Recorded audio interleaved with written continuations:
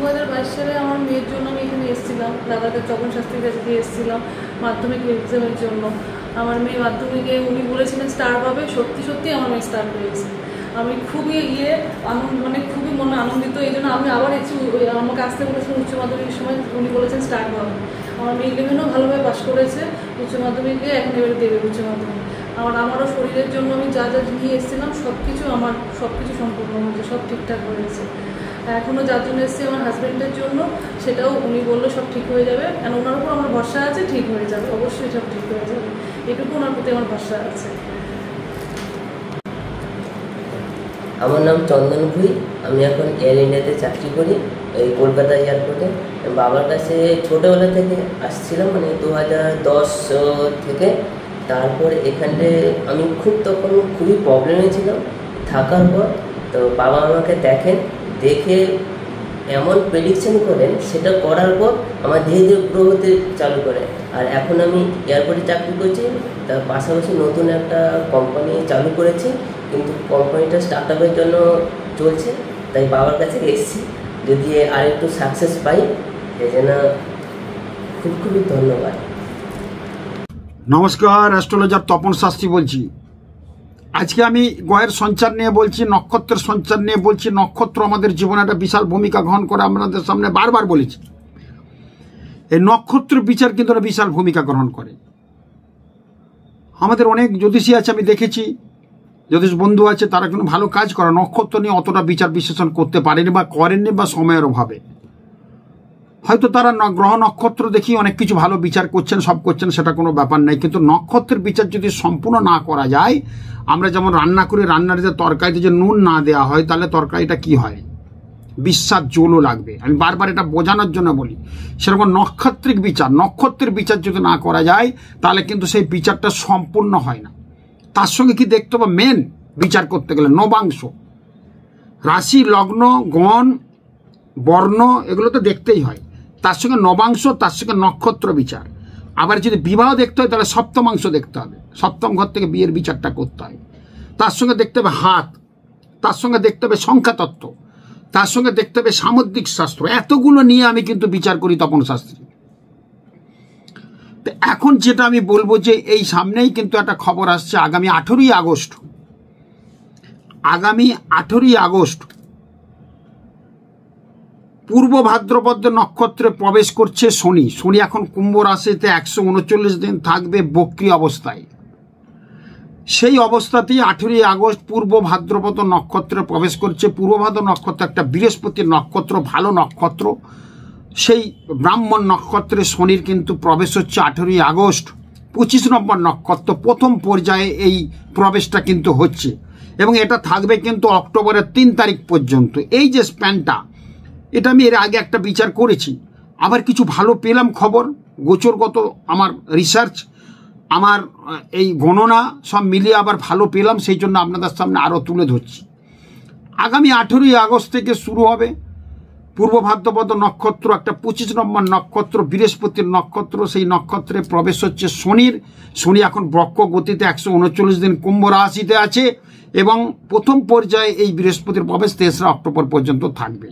এই যে স্প্যানটা, কিছু রাশির কিন্তু ভালো হওয়ার যোগ কিন্তু প্রবলভাবে দেখা দিচ্ছে, কিছু রাশির কিন্তু প্রবলভাবে হওয়ার দেখা দিচ্ছে। কিন্তু কোন কোন রাশির ভালো হবে, 5টা রাশির ক্ষেত্রে ভীষণ ভালো, এটা চুলচেরা বিশ্লেষণ করে বলছে, 5টা রাশির ক্ষেত্রে ভীষণ ভালো হবে। এমনি তো মেষ রাশির ক্ষেত্রে ভালো আছে, বৃষ রাশি এখন বৃহস্পতি, এই যে 18ই আগস্ট থেকে গ্রহের যে অবস্থান, 18ই আগস্ট থেকে যেটা পাচ্ছি, মেষের ঘরে কিছু নেই, বৃষের ঘরে বলেছে মঙ্গল বৃহস্পতির একটা ভালো সংযোগ হতে চলেছে। বুধ এখন আছে, যে মুহূর্তে 18ই আগস্টের কথা বলছি, 18ই আগস্ট থেকে যে প্রোগ্রামটা আমি করছি, 18ই আগস্ট থেকে যে গ্রহের যে অবস্থান থাকবে, কর্কটের ঘরে বুধের অবস্থান, এবং এখন তো ভাদ্র মাস পড়ে যাচ্ছে, ভাদ্র মাসে কিন্তু রবির প্রবেশ হচ্ছে, কি বলবো কোথায়, সিংহের ঘরে যাদের দেখবেন ভাদ্র মাসে জন্ম, তারা একটু তেজি ছেলে হয়, যারা বৈশাখ মাসে জন্ম তারা একটু তেজি ছেলে মেয়ে হয়, দেখবেন বুদ্ধির দীপ্ত ঘোষণা নিয়ে চলবে, মিলিয়ে নেবেন আমার কথা। তো এখানে কিন্তু ভাদ্র মাসে এখন রবির অবস্থান, তার সঙ্গে শুক্র বসে আছে, কেতু কন্যাতে বহুদিন ধরে বসে আছে, চন্দ্র এখন ধনুর ঘরে আছে, শনি তার বক্র গতি নিয়ে কুম্ভ রাশিতে নিজের ঘরে মূল ত্রিকোণে বসে আছে এবং রাহু আছে মীনের ঘরে। এই যে অবস্থান গ্রহের, এই অবস্থানজনিত কারণে গোচরগত ট্রানজিটের ফলে কিন্তু আমরা কিন্তু এই বিচারটা করছি। এই ভালো একটা নক্ষত্রে শনির প্রবেশের ফলে, শনি একটা ধীর গতির গ্রহ আমরা বলেছি, যোগী কারক গ্রহ, শনি একটা তান্ত্রিক গ্রহ, শনি ন্যায় বিচারের কারক গ্রহ, শনি কর্মের কারক গ্রহ, এটা আমরা কিন্তু পাই জ্যোতিষশাস্ত্রে। শনি এমন একটা গ্রহ না, যদি আপনি ন্যায় করেন, ভালো করেন, শনি আপনাকে কিন্তু একদম তুলে দেবে। যদি আপনি অন্যায় করেন, শনি যদি আপনার ফেভারে ছকে না থাকে, তাহলে আপনাকে ধ্বংস করে দেবে, শেষ করে দেবে, মিলিয়ে নেবে না আপনার কথা।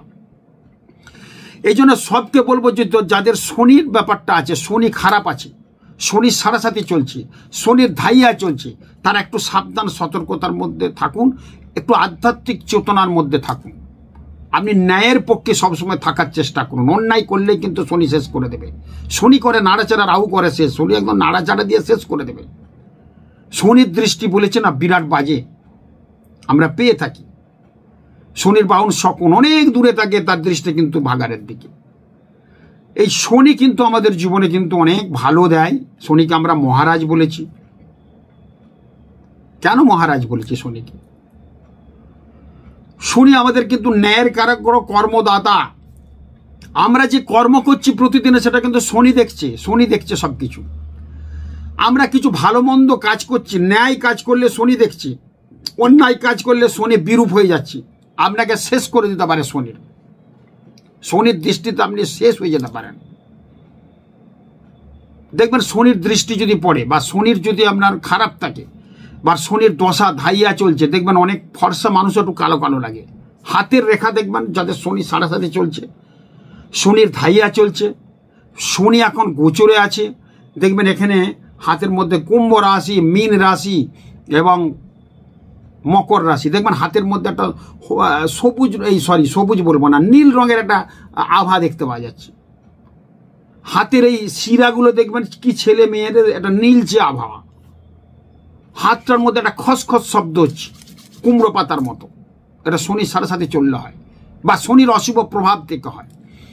তো এই পূর্ব ভাদ্রপদ নক্ষত্রের ফলে মিথুন রাশির, এমনি মেষ রাশির ভালো আছে, বৃষ রাশির তো ভালোই আছে, মিথুন রাশির ক্ষেত্রে বিশেষভাবে একটা উন্নতির যোগ পাওয়া যাচ্ছে। যে ঘরটায় পূর্ব ভাদ্রপদ নক্ষত্রের সৃষ্টি হচ্ছে, বৃহস্পতির নক্ষত্র শনি নিয়ে ঢুকেছে, পূর্ব ভাদ্রপদ নক্ষত্রে শনির প্রবেশ হয়েছে, সেই ঘরটা মিথুন রাশির নবম ঘর হচ্ছে। নবম স্থানকে আমরা ভাগ্য বিচার করে থাকি। ভাগ্যের ব্যাপারটা, চাকরি বাকরির ক্ষেত্রে উন্নতি, সর্বক্ষেত্রে বাধাগুলো কিন্তু ভীষণ উন্নতি, মানে কেটে যাবে। পড়াশোনা যারা করছে তারা কিন্তু ভীষণ উন্নতি করবে। প্রচুর পরিমাণে একটা অর্থের হওয়ার যোগ আছে এই সময়টা, এই মিথুন রাশির ক্ষেত্রে। এই ভাগ্যস্থানে এই ব্যাপারটা কিন্তু ভীষণ একটা ভালো কিন্তু হওয়ার যোগ আছে। এটা কিন্তু পাওয়া যাচ্ছে, এটা কিন্তু হবে। দেখবেন যারা চাকরি পাচ্ছেন না, চাকরির অনেক সুযোগ চলে আসবে, চাকরির অনেক দেখবেন সুযোগ চলে আসবে, এবং খুব ভালোভাবে আপনারা এগোতে পারবেন। অর্থের জায়গাটা ভীষণ কিন্তু ভালো হবে, মিলিয়ে নেবেন আমার কথা। যারা শেয়ার বাজারের সাথে যুক্ত আছে তাদের ভালো হবে। যারা ফাইন্যান্স নিয়ে চাকরি করছেন, ব্যাংকের যারা ক্যাশিয়ার আছেন, বা কোনো টাকা পয়সা সংক্রান্ত নিয়ে বিষয় আছে, ট্রেজারি সংক্রান্ত ব্যাপার নিয়ে আছে, তাদের বিশাল উন্নতি আছে, তাদের প্রমোশন হওয়ার যোগ কিন্তু প্রবলভাবে আছে। মিলিয়ে নেবেন আমার কথা। মিথুন রাশির ক্ষেত্রে ভালো পাওয়া যাচ্ছে। এরপর আসবো আমি কন্যা রাশির ক্ষেত্রে। কন্যা রাশির ক্ষেত্রে কিন্তু এটা ষষ্ঠ ঘর হচ্ছে। ষষ্ঠ ঘরকে আমরা দুস্থান বলি, কিন্তু এখানে দুস্থানে কিন্তু শনি বসা আছে। শনিকে আমরা একটা পাপ গ্রহ বলি। এখানে কিন্তু যাদের কন্যা রাশি, সেখানে কিন্তু ভীষণ একটা ভালো হওয়ার যোগ প্রবলভাবে দেখা দিচ্ছে। কন্যা রাশির ক্ষেত্রে কিন্তু কন্যা রাশিতে কেতু বসা আছে। কিছু আনএক্সপেক্টেড টাকা কিন্তু পেতে পারে কন্যা রাশির ক্ষেত্রে। কিছু অবৈধ টাকা পয়সা চলে আসতে পারে, যেটা আপনার কিন্তু আশা ছিল না পাবেন, চলে আসতে পারে। হঠাৎ করে কিছু অর্থপ্রাপ্তি হতে পারে কন্যা রাশির ক্ষেত্রে। মিলিয়ে নেবেন আমার কথা। পড়াশোনার দিকে খারাপ রেজাল্ট হচ্ছিল, দেখবেন এরপর ভালো রেজাল্ট হয়ে যাবে। সংসারে একটা অশান্তি চলছিল, দেখবেন এই ভালো হয়ে যাবে 3রা আগস্ট 3রা অক্টোবরের মধ্যে। মিলিয়ে নেবেন আমার কথা। এই যে জায়গাটা কিন্তু ভীষণ ভালো আছে কন্যা রাশির ক্ষেত্রে। এরপর আসি তুলা রাশি। তুলা রাশির ক্ষেত্রে পঞ্চম ঘরে এই পূর্ব ভাদ্রপদ নক্ষত্রের শনির যে প্রবেশটা, এই ঘটনাটা ঘটছে, যার পঞ্চম ঘর থেকে আমাদের সন্তান সন্ততি, পঞ্চম ঘর থেকে আমাদের পড়াশোনা বিচার করতে হয়। পড়াশোনার জায়গাটা ভীষণ ভালো হবে। সন্তান সন্ততির উন্নতিতে আপনার বাবা মার গর্বে বুক ফুলে উঠবে। সন্তান যদি বিদেশে থাকে বিশাল প্রমোশন নিয়ে খবর দেবে, বাবা বিশাল ব্যাপার হয়েছে। সন্তান সন্ততি নিয়ে কিন্তু ভীষণ একটা ভালো জায়গায় থাকবেন যাদের তুলা রাশি তুলা লগ্ন। ভীষণ একটা উন্নতির যোগ কিন্তু পাওয়া যাচ্ছে। অর্থ কিন্তু হঠাৎ করে পেয়ে যাবে। স্বামী স্ত্রীর দাম্পত্য জীবনের ডিস্টার্ব যেটা, সেটা ঠিক হবে। যারা প্রেম করছেন তাদের প্রেমটা কিন্তু নতুন প্রেমের সঞ্চার হবে। পুরনো প্রেম গোলমাল ছিল, সেটা আবার নতুন করে তারা মাথা চাড়া দিয়ে উঠবে এবং তারা কিন্তু প্রচণ্ড ভালোভাবে থাকার চেষ্টা হবে জায়গাটা। তুলা রাশির ক্ষেত্রে কিন্তু খুব ভালো আছে।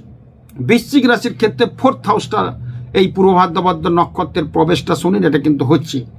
4th হাউস থেকে আমাদের পিতামাতার বিচার করি, 4th হাউস থেকে পড়াশোনার বিচার করি। তো 4th হাউস থেকে আমাদের পিতামাতার শরীর ডিস্টার্ব ছিল, সেটা কিন্তু ভালো হবে। পিতাকে মাতাকে নিয়ে ডিস্টার্ব ছিল, সেটা ভালো হবে। বিভিন্ন দিক থেকে একটা প্রবলেম চলছিল, সেটা ঠিক হবে। সম্পত্তিগত জমি জায়গা নিয়ে ডিস্টার্ব থাকলে সেটা ঠিক হবে। মেন্টাল একটা অস্থিরতা ছিল, সেটা ঠিক হবে। টাকা পয়সার চারদিকে গোলমাল হয়ে গেলে দেনাদেরি, সেগুলো আস্তে আস্তে শোধ হবে। বিভিন্ন দিক থেকে কিন্তু ভালো পাওয়া যাচ্ছে যাদের বৃশ্চিক রাশি বৃশ্চিক লগ্ন। এরপর দেখবেন কুম্ভ রাশির বলো। কুম্ভ রাশির যে জায়গাটা সৃষ্টি হয়েছে ঘটনাটা, কুম্ভ রাশি কুম্ভ লগ্নের ক্ষেত্রে এই ঘটনাটা ঘটেছে, যার ফলে বক্রী অবস্থায় 139 থাকার ফলেও কিন্তু বিভিন্ন দিক থেকে কুম্ভ রাশির ভালো হওয়ার যোগ কিন্তু প্রবল পাচ্ছে। শুধু কুম্ভ রাশির ক্ষেত্রে যাদের পিতামাতার শরীরটা খারাপ, তাদের একটু ডিটোরিয়েট করতে পারে। বিভিন্ন দিক থেকে একটা প্রবলেম হতে পারে, নানা রকম একটা অশান্তির সৃষ্টি হতে পারে। কিন্তু অর্থনৈতিক যে অশান্তির কথা আমি বললাম, সেটা কিন্তু বহির্শত্রু দ্বারা হতে পারে। নিজের ঘরোয়া অর্থনৈতিক ব্যাপার, চাকরি বাকরির জায়গা সব ঠিক থাকবে। কিন্তু কুম্ভ রাশি যেহেতু শনির সাড়ে চলছে, সাড়ে চললে কিন্তু কিছু একটু গোলমাল হয়, আমরা কিন্তু জানি।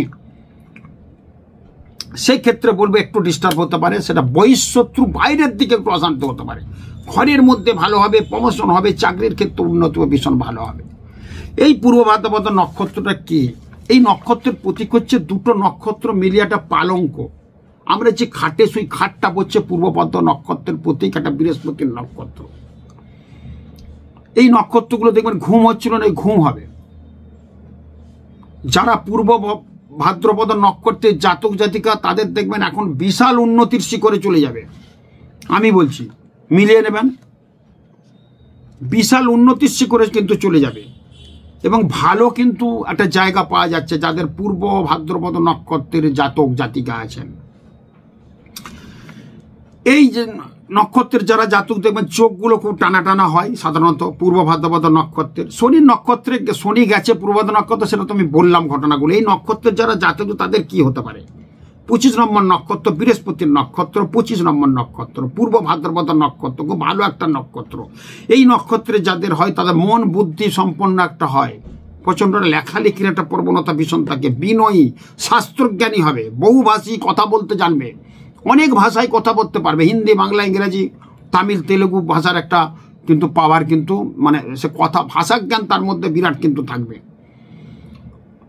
এবং ব্যবসা যদি করে থাকেন খুব বড় ধরনের বিজনেস কিন্তু করবেন যাদের পূর্ব ভাদ্রপদ নক্ষত্রে যাদের জন্ম।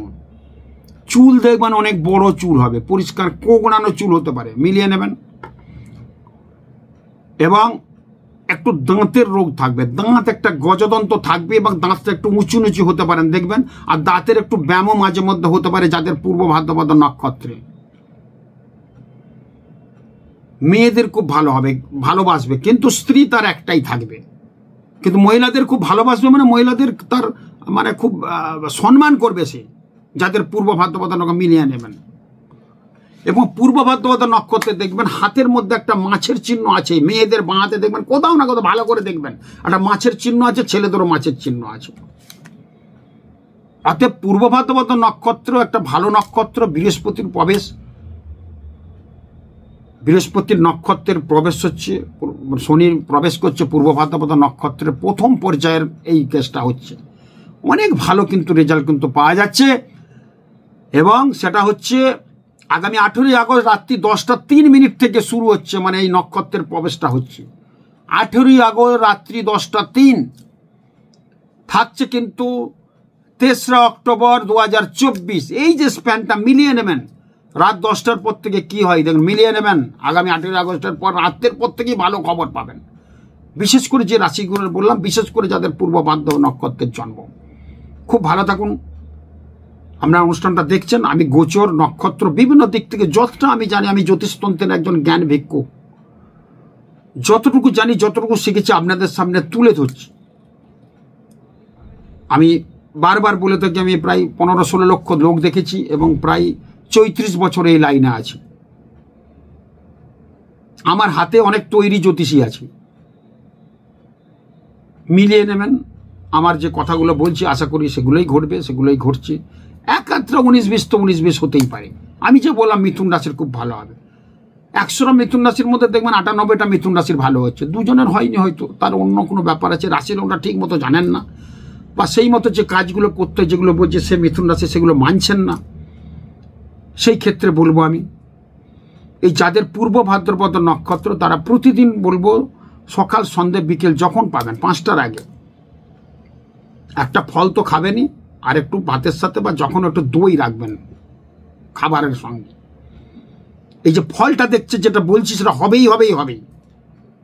যাদের পূর্ব ভাদ্রপদ নক্ষত্রে জন্ম, যাদের মিথুন রাশি, কন্যা রাশি, তুলা রাশি, বৃশ্চিক রাশি, কুম্ভ রাশি, সেই রাশিগুলোর কথা বলবো, করুন, দেখবেন অনেক ভালো হবে, ভালো ফলগুলো এসে যাবে। খুব ভালো থাকুন, নমস্কার।